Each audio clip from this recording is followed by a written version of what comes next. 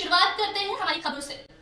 हमारी पहली खबर है मध्य प्रदेश की राजधानी भोपाल सहित इंदौर, ग्वालियर, विदिशा और रतलाम में कोरोना संक्रमण के बढ़ते मामलों को देखते हुए सरकार ने यहां नाइट कर्फ्यू लगाने का आदेश जारी किया है। कर्फ्यू रात 10 बजे से सुबह 6 बजे तक रहेगा। इस दौरान दुकानें और व्यावसायिक प्रतिष्ठान भी बंद रहेंगे। मास्क नहीं पहनने वालों पर जुर्माना लगाया जाएगा। विवाह और सामाजिक कार्यक्रमों में अधिकतम उपस्थिति की सीमा के लिए आज जिला आपदा प्रबंधन समूहों की बैठक होने जा रही है। आपको बता दें कि मध्य प्रदेश में कोरोना के सक्रिय रोगियों की संख्या के मामले में 15वें स्थान पर है। जैसा कि आप सभी जानते हैं कि कोरोना के मामले लगातार बढ़ रहे हैं।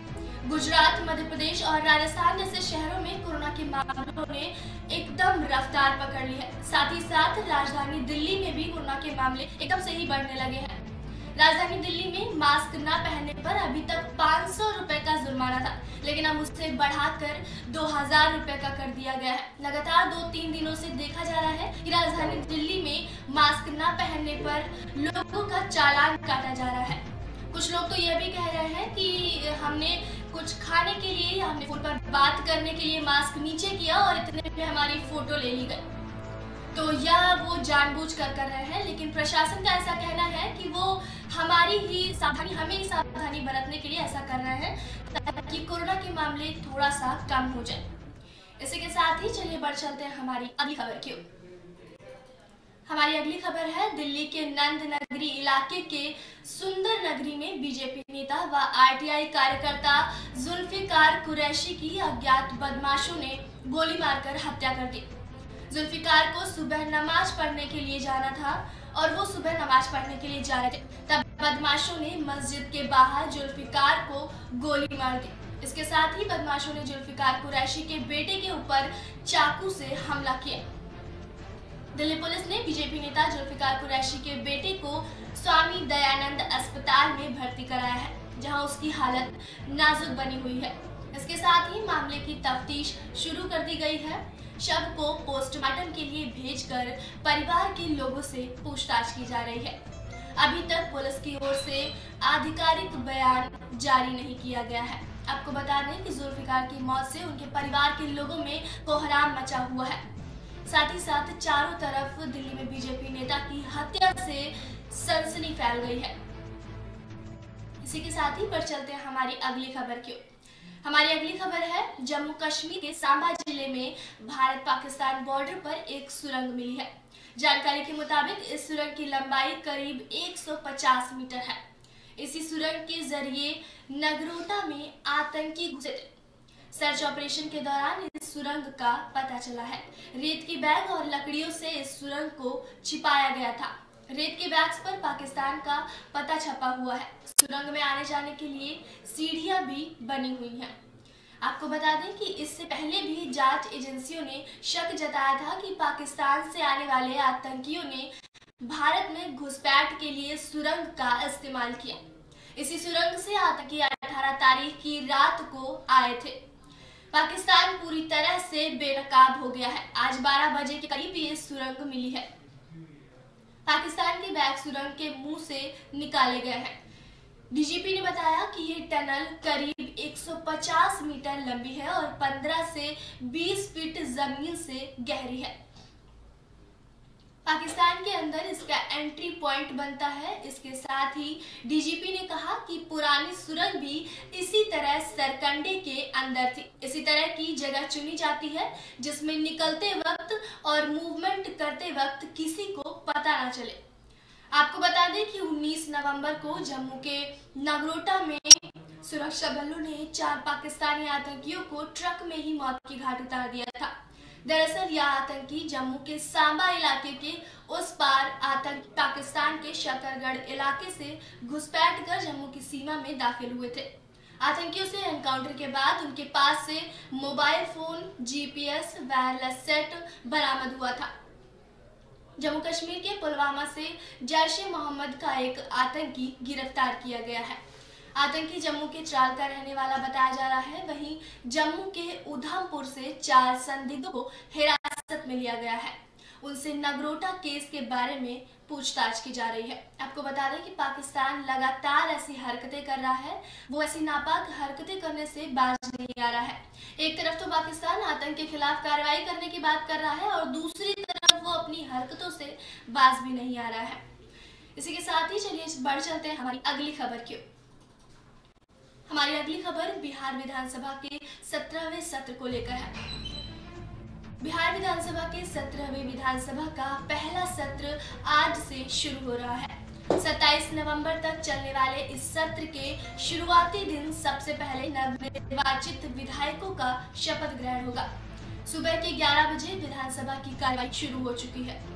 सेंट्रल हॉल में होने वाली इस कार्यवाही में आज और कल नवनिर्वाचित विधायकों को शपथ दिलाई जाएगी। प्रोटेम स्पीकर के तौर पर जीतन राम मांझी सभी विधायकों को शपथ दिलाएंगे। वहीं 25 नवंबर को स्पीकर का चुनाव होगा। स्पीकर के पद संभालने के बाद 26 नवंबर को संयुक्त सदन में राज्यपाल का अभिभाषण होगा और फिर उसके बाद दोनों सदन की कार्यवाही 26 और 27 नवंबर को चलेगी। विधानसभा के साथ साथ विधान परिषद की बैठक भी 26 और 27 नवंबर को बुलाई गई है। राज्यपाल के अभिभाषण के बाद दोनों सदनों में इस पर चर्चा होगी और सरकार की तरफ से धन्यवाद प्रस्ताव पेश किया जाएगा। आपको बता दें कि बीते 16 नवंबर को मुख्यमंत्री नीतीश कुमार ने फिर से शपथ ली है।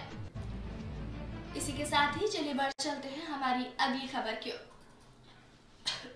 हमारी अगली खबर है भारतीय जनता पार्टी आगामी चुनावों की तैयारी में जुट गई है। बीजेपी के राष्ट्रीय अध्यक्ष जेपी नड्डा अगले 120 दिनों में देश के हर एक राज्य का दौरा करेंगे। यात्रा की शुरुआत उत्तराखंड से होने वाली है। इस यात्रा के दौरान बीजेपी के अध्यक्ष सभी राज्यों में रुकेंगे और पार्टी संगठन को मजबूत बनाने की दिशा में काम करेंगे। असल में बीजेपी अभी से 2024 के लोकसभा चुनाव की तैयारी में जुट गई है।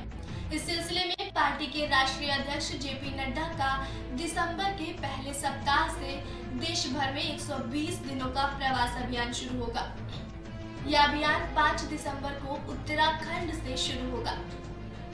कार्यक्रम का मकसद संगठन को और मजबूती प्रदान करना और हर बूथ इकाई को और सक्रिय और मजबूत करना है। उन्होंने बताया कि इस प्रवास योजना में प्रत्येक बूथ अध्यक्ष और बूथ समितियों के साथ बैठक होगी। मंडल अध्यक्ष और मंडल समितियों के साथ बैठक होगी। इस दौरान सार्वजनिक कार्यक्रमों के माध्यम से जागरूकता, 2024 की चुनावी रणनीति पर मंथन, संवाद और वैचारिक दृष्टिकोण बनाने और पार्टी की गतिविधियों की समीक्षा करने पर भी काम किया जाएगा।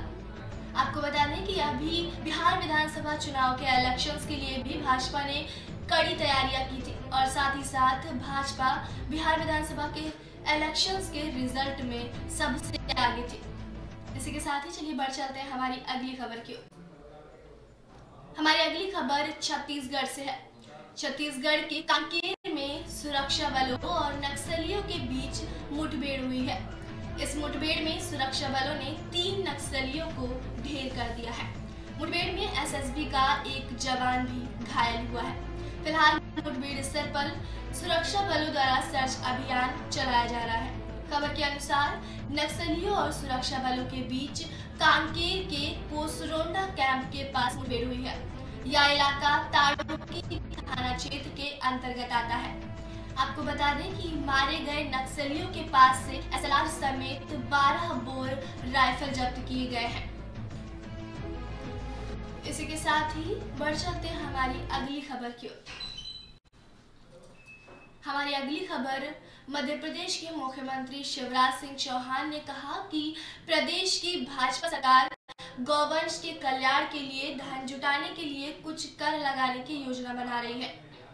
मुख्यमंत्री ने आगरमालवा जिले में सुसनेर के समीप सालरिया में एक जनसभा को संबोधित किया और उन्होंने गौवंश के कल्याण के लिए कर लगाने के संभावित कदम के पीछे भारतीय संस्कृति में गौमाता को पहली रोटी खिलाने का तर्क भी दिया।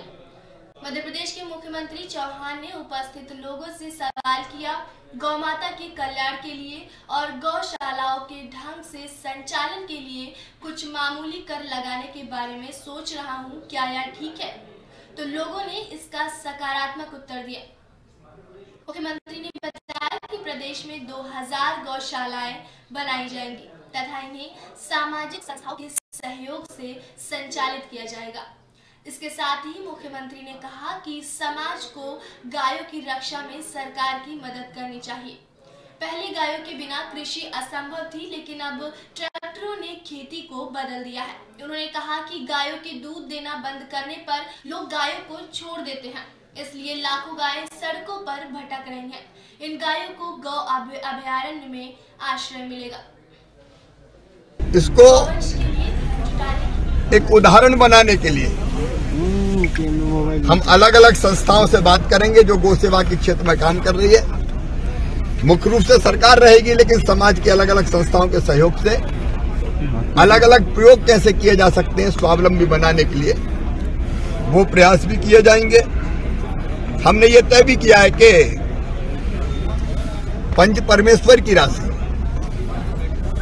मनरेगा की राशि, उसमें से भी उपयोग, अब जैसे मनरेगा की राशि से तालाब खोदना है तो तालाब खोदे, गौशाला के आसपास खोदे। चलिए बढ़ चलते हैं हमारी अगली खबर की ओर। हमारी अगली खबर है, जैसा कि आप सभी जानते हैं कि राजधानी दिल्ली में कोरोना की वजह से कोहराम मचा हुआ है। सैकड़ों मामले आ रहे हैं लगातार और लोग तब भी सावधानियां बरतने पर तैयार नहीं है। इसी के लिए प्रशासन ने मास्क पर जुर्माना 500 से 2000 कर दिया गया। साथ ही लोगों के चालान भी काफी काटे गए हैं, लेकिन लोगों को इस पर भी शिकायत है सरकार से। देश की राजधानी दिल्ली में कोरोना के आक्रमण से कोहराम मचा है। रोज करीब सैकड़ों मरीजों की मौत हो रही है। कोरोना को काबू में करने के लिए राज्य और केंद्र सरकार ने अपनी पूरी ताकत झोंक दी है, लेकिन रोज हजारों नए मामले सामने आ रहे हैं। लॉकडाउन से लॉक हटते ही कोरोना के खत्म होने के गुमान ने दिल्ली को एक बार फिर से गम के दरिया में धकेल दिया है। यहाँ रोज करीब 100 मरीजों की होती मौत से दिल्ली लगातार सिसकती जा रही है। कोरोना का कहर ऐसा है कि अस्पतालों में बेड भी कम पड़ गए हैं।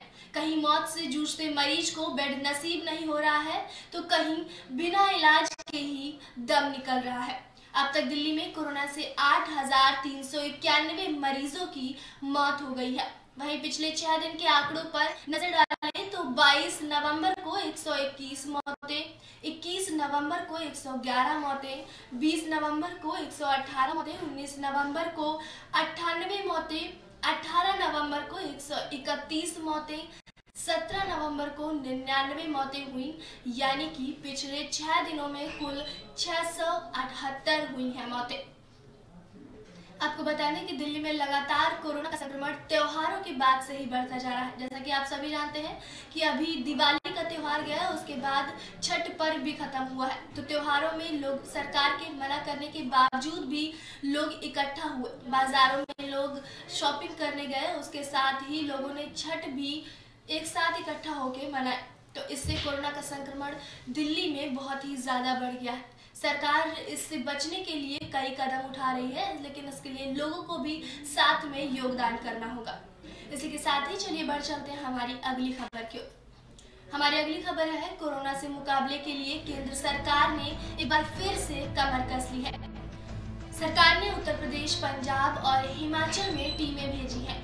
इन राज्यों में कोरोना के मामलों में लगातार तेजी देखी गई है। केंद्र इससे पहले हरियाणा, राजस्थान, गुजरात और मणिपुर में कोरोना के खिलाफ अभियान की निगरानी के लिए टीमें भेज चुका है। दिल्ली, महाराष्ट्र, गुजरात समेत कई राज्यों में कोरोना के मामले लगातार तेजी से बढ़ रहे हैं। गुजरात समेत कई राज्यों में तो रात्रि का कर्फ्यू भी लगा गया है। मध्य प्रदेश के भोपाल सहित कई शहरों में भी कर्फ्यू लगाया गया है। छत्तीसगढ़ में भी स्वास्थ्य विशेषज्ञों की टीम रवाना हो चुकी है। केंद्र सरकार ने राज्यों को सलाह दी है कि वे सर्दियों में मामले बढ़ते देख जांच का दायरा बढ़ाएं और उन संदिग्ध मरीजों की पहचान करें जिन्हें अब तक चिन्हित नहीं किया जा चुका है या फिर वे लापता हैं। राज्यों को कोविड टेस्टिंग के लिए आक्रामक तरीके से अभियान चलाने को कहा गया है, ताकि ज्यादा से ज्यादा कोरोना पॉजिटिव लोगों को शुरुआती दौर में ही पकड़ा जा सके। इसी के साथ ही चलिए बढ़ चलते हैं हमारी अगली खबर की ओर। तो आज के बुलेटिन में आपके लिए इतना ही। फिलहाल देश और दुनिया की तमाम बड़ी खबरों के लिए देखते रहिए AB स्टार न्यूज। नमस्कार।